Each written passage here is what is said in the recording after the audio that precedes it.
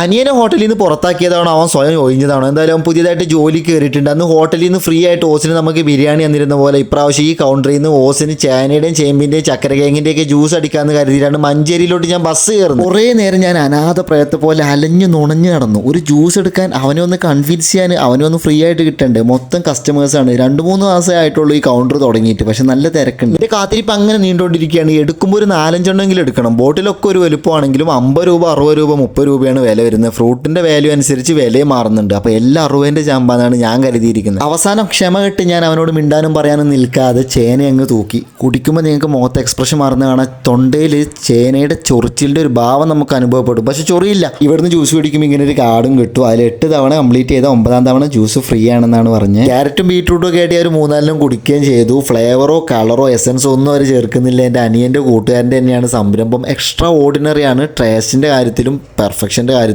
ഞാൻ ഉച്ചക്കാണ് അവിടെ ചെല്ലുന്നത്. ഈ ഹെൽത്ത് കോൺഷ്യസ് ആയിട്ടുള്ള ആളുകൾക്ക് മാന്യമായിട്ടുള്ള വിലയിൽ കട്ട് ഫ്രൂട്ടും പിന്നെ ഫ്രഷ് ഫ്രൂട്ട് ജ്യൂസും കൂടെ ആകുമ്പോൾ ലഞ്ച് ഫിനിഷായി. മഞ്ചേരി തുറക്കൽ AM മോട്ടോഴ്സിൻ്റെ അടുത്താണ് ലൊക്കേഷൻ വരുന്നത്.